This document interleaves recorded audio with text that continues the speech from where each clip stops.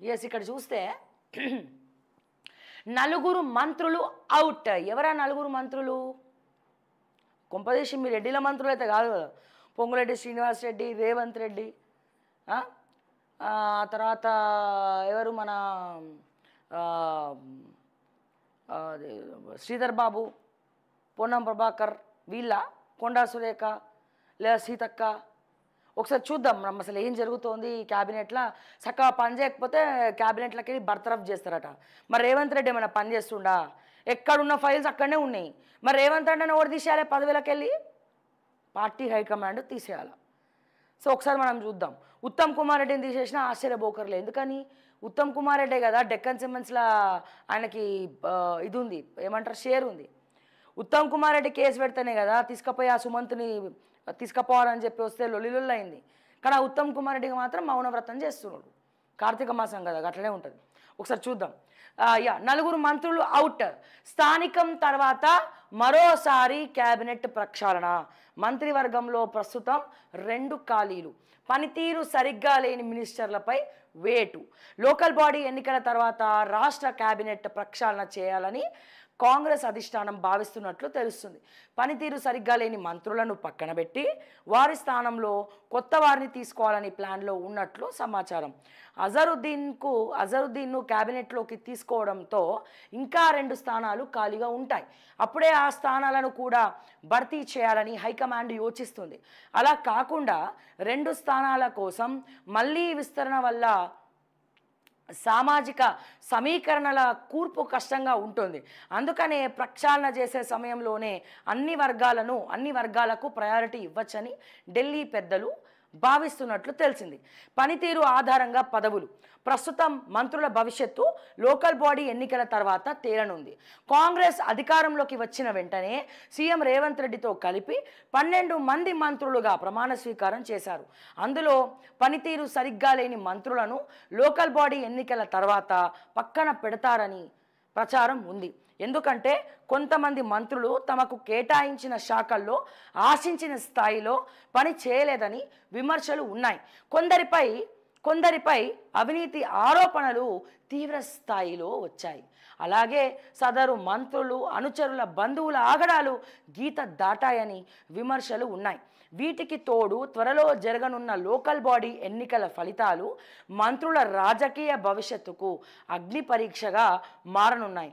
మంత్రుల సొంత జిల్లాల్లో జిల్లా పరిషత్ చైర్మన్, మున్సిపల్ చైర్మన్, మేయర్ పదవులు కాంగ్రెస్ ఖాతాలోకి రాకపోతే సదరు మంత్రులపై వేటు పడటం ఖాయమనే టాక్ ఉంది. నెక్స్ట్, ఇద్దరు ఓసీ మంత్రులకు షాక్ అట. మరి ఇద్దరు బీసీ మంత్రులు ఎవరబ్బా? ఒకళ్ళు పొన్నం ప్రభాకర్, ఇంకోళ్ళు మా కొండా సురేఖ అక్క. ఇద్దరు బీసీ మంత్రులు. ఓకే, ఇక ఓసీ మంత్రులు ఎవరు? పొంగులేటి శ్రీనివాస్ రెడ్డి అవ్వచ్చు, ఉత్తమ్ కుమార్ రెడ్డి అవ్వచ్చు, రేవంత్ రెడ్డి అవ్వచ్చు, లేకపోతే ఇంకోరున్నారబ్బా ఓసీ దుద్దిల్ల శ్రీధర్ బాబు కావచ్చు. ఇక మొత్తం కీలక పాత్ర గారు పొంగులేటి శ్రీనివాస్ రెడ్డి అయితే పొంగిపోతూ ఉంటాడు. అబ్బా రాఘవ కన్స్ట్రక్షన్స్కి ఎన్ని భూములు ఎరేసుకున్నా నేను అని చెప్పి. ఇక ఎవరైనా అవ్వచ్చు ఓసీ మంత్రులల్లా వీళ్ళు ఎవరైనా అవ్వచ్చు. తుమ్మల నాగేశ్వరరావు కూడా అవ్వచ్చు, జూపల్లి కృష్ణారావు కూడా అవ్వచ్చు. ఓకే, క్యాబినెట్ ప్రక్షాళన సమయంలో ఇద్దరు బీసీ వర్గానికి చెందిన మంత్రులు, ఇద్దరు ఓసీ వర్గానికి చెందిన మంత్రులను తప్పిస్తారని ప్రచారం జరుగుతుంది. అయితే అదే సామాజిక వర్గం నుంచి మళ్ళీ క్యాబినెట్లోకి తీసుకుంటారని తెలుస్తోంది. లేకపోతే ఆయా వర్గాల నుంచి విమర్శలు వచ్చే ప్రమాదం ఉంటుంది.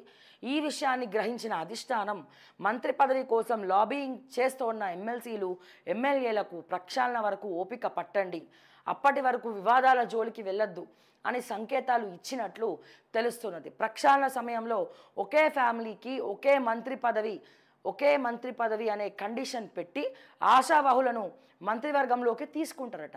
మంత్రివర్గం నుంచి బయటికి వచ్చిన వారికి ఏఐసిసి పదవులు ఇస్తారనే ప్రచారం జరుగుతుంది. అయితే ప్రక్షాళన సమయంలో మంత్రి పదవి ఇవ్వాలని పార్టీలో కీలక బాధ్యతలు చూస్తోన్న ఓ నేత లాబియింగ్ చేస్తున్నట్లు ప్రచారం జరుగుతోంది. ఈ ఏఐసిసి పదవులకు ఏమవుతుంది? ఏమైనా ఉరుగుతుందా? ఏఐసిసి పదవులు మెయిన్ మంత్రి పదవిని తీసి పక్కన పెట్టినాక ఇప్పుడున్న ఏఐసిసి పదవిలో ఉన్న వాళ్ళకే దిక్కు మొక్కు లేదు. ఇక కొత్తగా వచ్చి మంత్రి పదవి ఇస్తాం, ఏఐసిసి పదవులు ఇస్తామంటే ఇంటరా? ప్రభుత్వం కూలడం ఖాయం, కూలిపోవడం ఖాయం. ఇది బరాబర్ జరగబోతోంది. ఇది నేను కాదు, కపిలవాయి దిలీప్ కుమార్ లాంటి వాళ్ళు కూడా గిదే చెప్తుర్రే, రాజగోపాల్ రెడ్డి లాంటి వాళ్ళు కూడా గిదే చెప్తుర్రే. ఇంత జరిగిన తర్వాత రాజగోపాల్ రెడ్డిని క్యాబినెట్లకు రమ్మంటే వస్తాడా? ఇంత పరువు అయినాక ఆయనకు మచ్చబడదా? క్యాబినెట్ పదవి కోసమే ఇదంతా చేస్తుండు రాజగోపాల్ రెడ్డి అని.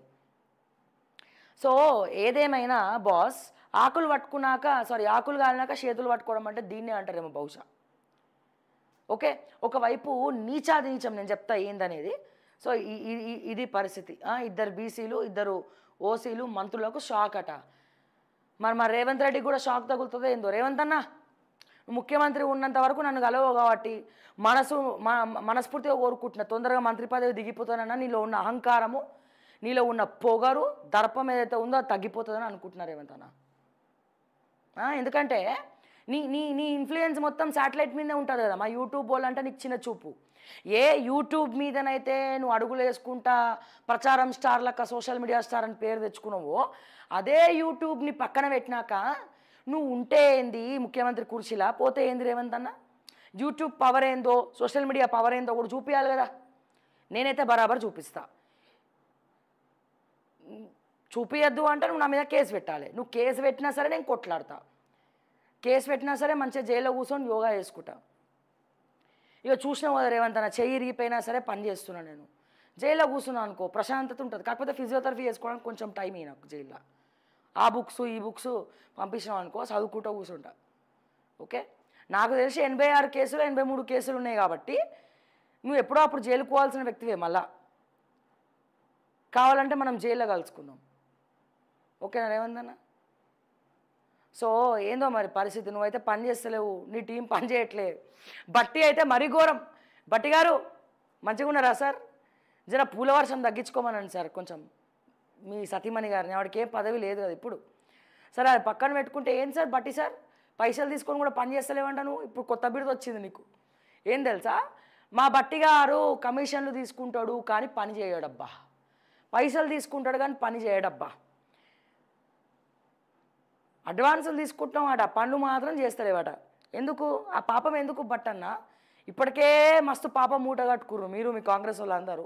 ముఖ్యమంత్రి డిప్యూటీ ముఖ్యమంత్రి కలిసి దందాలు చేస్తుర్రని. ఇప్పుడు ఇదేం కొత్త బిరుదు నీకు? ఇప్పటికే 30-40% కమిషన్లు కాంట్రాక్ట్లు ఇస్తలేవని చెప్పి 30-40% కాంట్రాక్ట్లు ఇస్తలేవని చెప్పి నువ్వు ఏమంటున్నా, నీ మీద మంచి బిరుదు ఉంది. ఓకే, బాగా అంటే ఇప్పుడు నువ్వు ఇంకా నువ్వన్నా నయం, నువ్వు 20% అడిగితే మీ ఆవిడ 30% 40% అడుగుతుందని.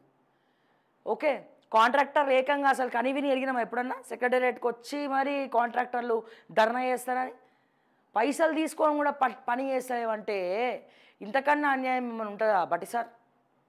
చెప్పన్నా బట్టన్న, ఇంతకన్నా అన్యాయం ఏమన్నా ఉంటుందా? మా వైఎస్ రాజశేఖర రెడ్డి గారు లాగా పంచగట్టు కట్టుకుంటావు. మా వైఎస్ రాజశేఖర రెడ్డి గారు ఎప్పుడన్నా అట్లా మచ్చ ఉన్నదా? పైసలు తీసుకున్నాడని కానీ, పైసలు తీసుకొని పని చేసిండని కానీ, సరే పోనీ పైసల కోసం డబ్బులు తీసుకున్నా ఎవరికైనా ఇయ్యలేదు ఎగ్గొట్టిండని కానీ, పని చేయలేదని కానీ. మరి మొత్తం వైఎస్ఆర్ మార్క్ అంటే మొత్తం మార్క్ ఇట్లా పడాలి, కానీ రిమార్కులు ఎందుకు పడుతున్నాయి? మీరు ఆత్మ పరిశీలన చేసుకోవాలి ప్లీజ్ బట్టి సార్. ఆలోచించండి కొద్దిగా, మారండి కొద్దిగా. ఎవరెవరైతే నీ ఎలక్షన్ టైంలో మధురలో గెలవాలని చెప్పి ఫండింగ్ ఇచ్చిర్రో వాళ్ళందరికీ బొక్క పెట్టినావు. వాళ్ళని అట్లీస్ట్ పట్టించుకునే పాపాన ఓలే, విపరీతమైనటువంటి అహంకారం మళ్ళా. కానీ టైం వస్తుంది బట్టన్ ఎవరికైనా.